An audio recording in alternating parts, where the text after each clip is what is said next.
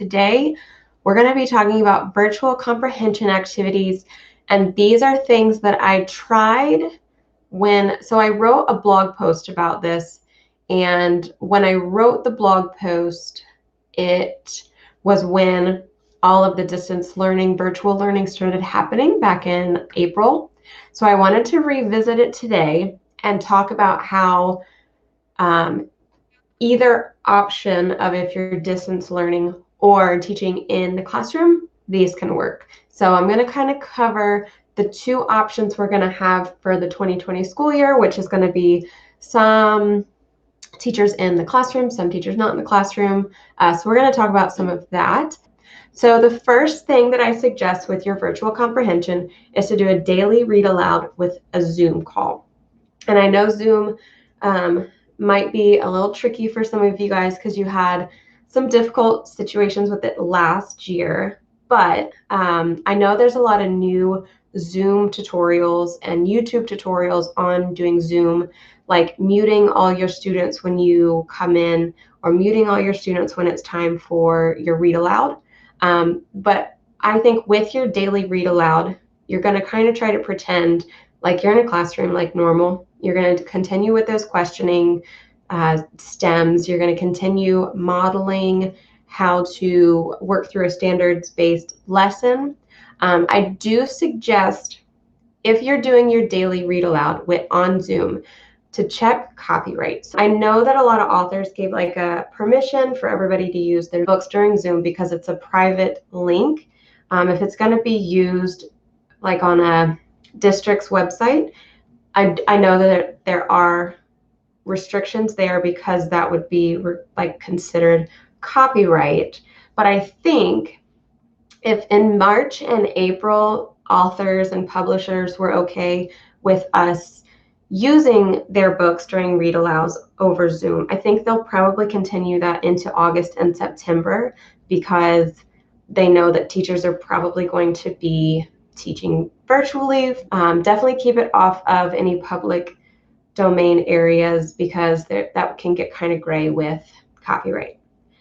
But it says, and then my fourth bullet says to let's talk about in-class options. So if you have this idea where you want to do your daily read aloud with Zoom, but you're in the classroom, I do think it would still be a really fun idea for you to record yourself reading a read aloud to students and putting that, if they're in class, as one of their technology centers. So if you've got maybe a blended situation where half of your kids are at home learning, half your kids are at school, or maybe for that week you're at school or the next week you're at home learning, we don't really know what is going to go on, but if you want to continue on giving your students that opportunity to hear you while you're doing a read aloud, you can still do it virtually in the classroom. It can be one of the centers, and I think that would be a fun way to tie in,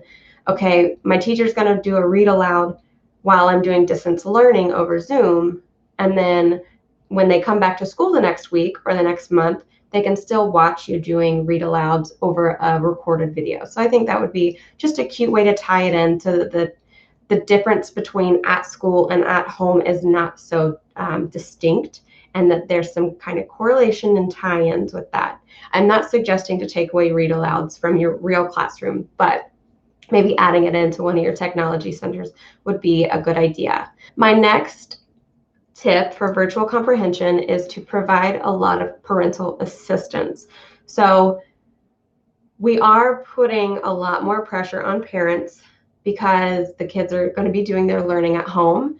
And for a lot of the younger students, that might be a struggle because the kindergarten, first grade, second grade, they're still really building their comprehension skills. And, teachers have gone and gotten 4 years of college, 4 years of master's. So they're trained in how to do these comprehension skills. And it can be tricky for some students who just aren't getting it. So it's definitely important to give the parents some explicit details on how to help. So maybe at the beginning of the year when you're making all of your like back to school packets and your meet the teacher packets, you give them a nice write-up of the best ways that they can help with comprehension at home, questions to ask, things to do after each page or so, how to use the illustrations. I definitely would give examples of questioning strategies throughout. And then I do have, whoops, I forgot to grab that.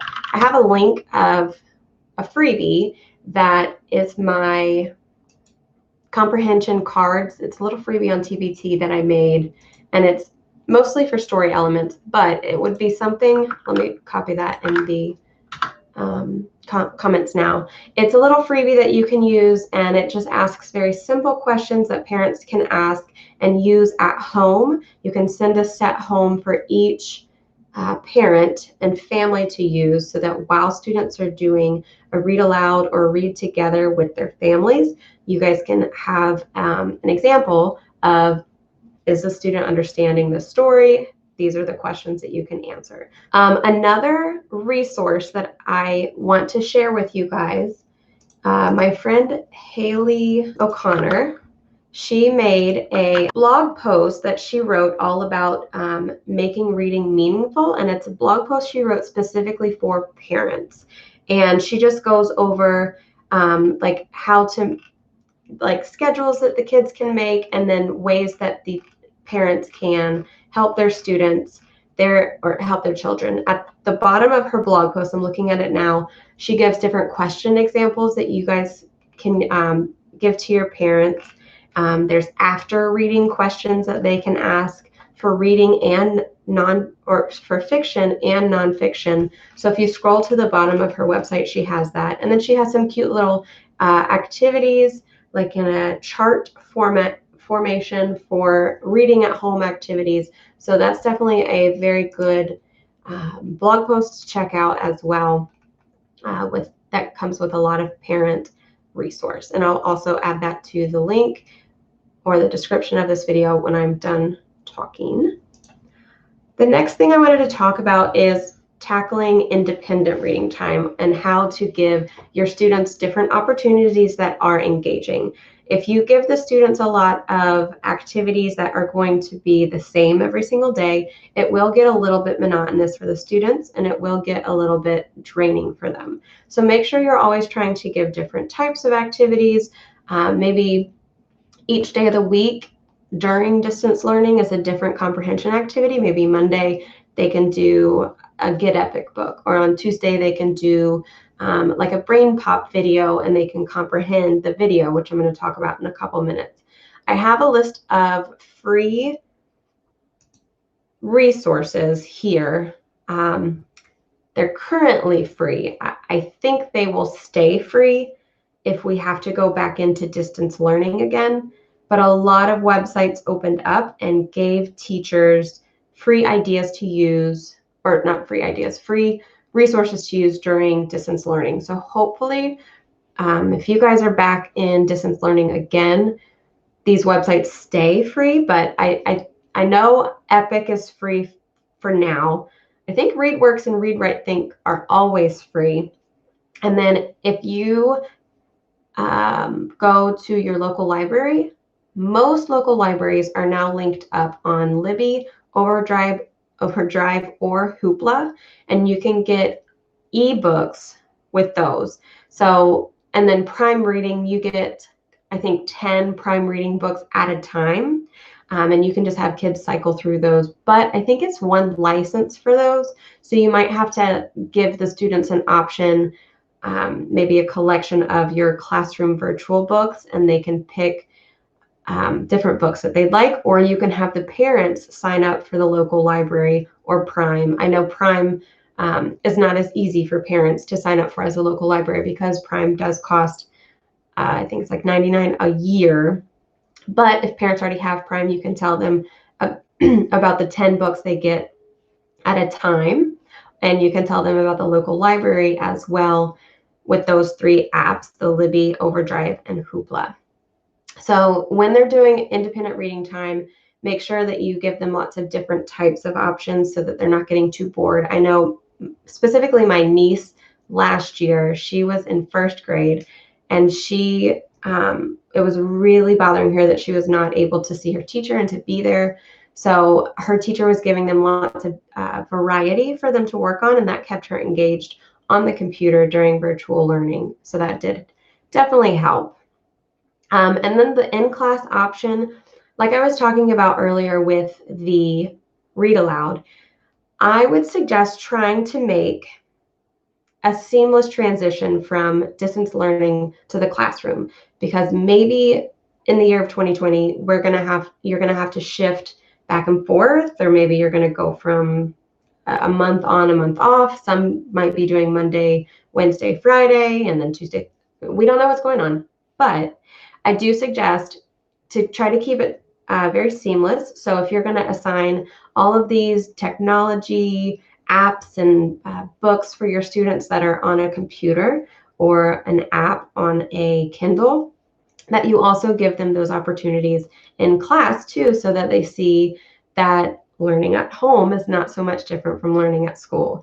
And like I said before, I don't suggest taking away real books ever, or real read-alouds ever, but maybe during their read to self time, or their read to someone time, you can incorporate one of those free like Get Epic or ReadWorks, where they're reading a passage from that, just so that they can see those transitions won't be as drastic. Another thing you can do for virtual comprehension is to tie in your Google Classroom, which is what I think the vast majority of teachers are using. I know some people use Microsoft Teams. And then if you use something different aside from Google Classroom or Microsoft Teams, let me know in the comments, because I would like to learn a little bit more about who is using what. But I've trained myself in Google Classroom. I did a little blog tutorial, which is on this slide, so I need to grab that now. If you are new to Google Classroom, let me grab this. I made like a little how-to back in April about how to set up your classroom, how to assign things in your classroom, what the different options were for taking grades and whatnot. So what I would suggest is you can do Google Classroom at home or at school. So one thing that really helped, like I was just talking about my niece transition, is that her teacher was using Google Classroom every single day before all this COVID stuff even happened. So they were in all of their daily 5 centers, they had their computer, and they would open it up, go to their Google Classroom, and they would know exactly where to click and what to go to, which AR tests to take, which Get Epics to read. So I do think that made the transition from school to distance learning a lot easier. So even if you're not distance learning this year, or even if COVID is done and we go back into real learning, you can still utilize Google Classroom all the time. It is really easy to grab those links and put it in. And she was in first grade, and they did very, very fantastic with it. I did want to show you guys that there's 2 ways that you can do comprehension activities in the Google Classroom, and one of those is Google Forms. So if you type up a story for your students, you can put it in like as an image, or I think you can just type up the story directly into Google Forms, and then you can add questions below it. I like Google Forms because it is easier for the teacher to grade, but I don't think it's as easy for the students, because they have to do scrolling up and down to go back to find text evidence, which for the younger students, that can be hard if they're first learning how to use technology. So Google Forms is one of your options, and then Google Slides is your other option. And I prefer using Google Slides, and I prefer creating my resources in Google Slides because I feel like it's easier for the students. So Google Slides, if you were wanting to give the students an activity, you can either have, and actually I need to pull up one of the kindergarten or first grade options, but the option you see here, I think that's a 3rd grade passage or a 2nd grade passage. And what the students will do is they will read their passage from the one slide. And in the resources I make, what the students will do, there's going to be an annotation box next to the passage where they can underline and highlight and mark up their text.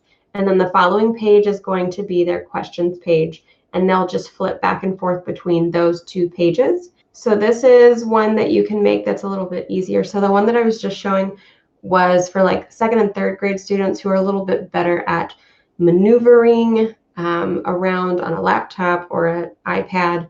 The one I just put up is an example for kindergarten where the questions and the text are right next to each other, so the kids aren't having to move back and forth. And since this is a kindergarten activity, this is obviously something that they will want to do with the parent at home or in small group, because that is a standards-based resource, so that needs to be at instructional level. One thing that is very important with Google Slides, if you select just a number of slides, so you can kind of see in the background of this picture, slides 1, 2, 3, 4 are highlighted. So if you only want to give the students like 1 or 2 pages at a time, I would suggest doing that because giving them the whole resource is very overwhelming to them. So just highlight the 2 or 3 slides you want them to do, and then you're going to click File and drop down to make a copy, and you're going to click Selected Slides so that from your master copy you can create other copies of just the story you want them to do that week, so that you're not giving first grade students a list of 20 passages all at once. You can give them 1 passage at a time for each assignment. So I do think that's very important to break that down. And I know Google Classroom is new for a lot of teachers. So these little things can be very useful to just find these little tips and tricks on how to make it easier and better for your students.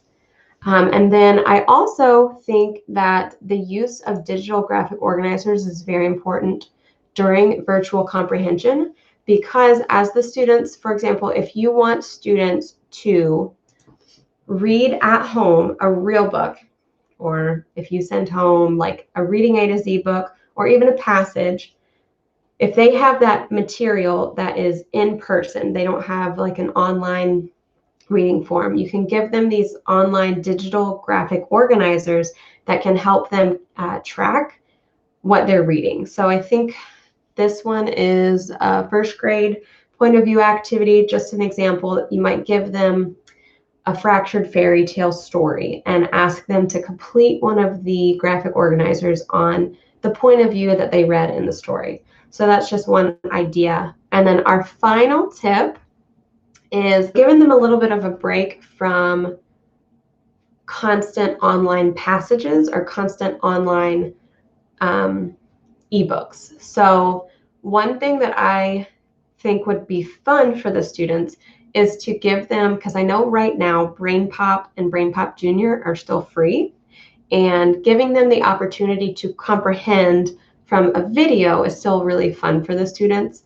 So maybe set an intention and say, I want you to find when Annie and Moby talk about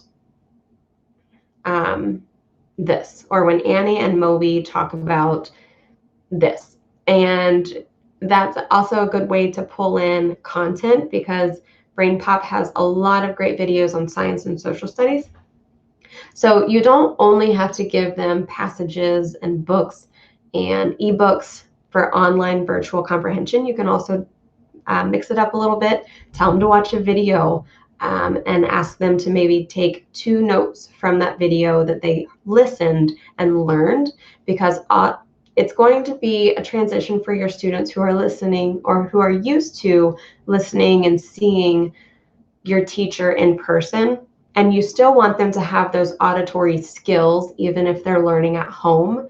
So if a student's sitting in front of their laptop and they're doing 2 or 3 hours of distance learning, they are not getting that that auditory with their teacher, listening to her give directions, listening to the teacher reading a story, listening to the teacher stop and talk about why did that happen in the story? What did the character do? What do you think the main topic is?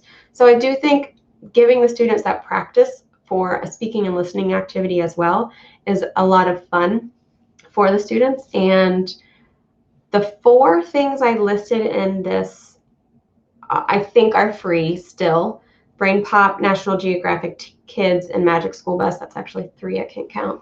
But those, as of now, I think are still free. I know that they went free back in March and April to help teachers with the whole COVID situation. Hopefully they'll still continue to give those things for free. I think Brain Pop still has that opportunity for freebies, so we'll see. Thank you for joining me.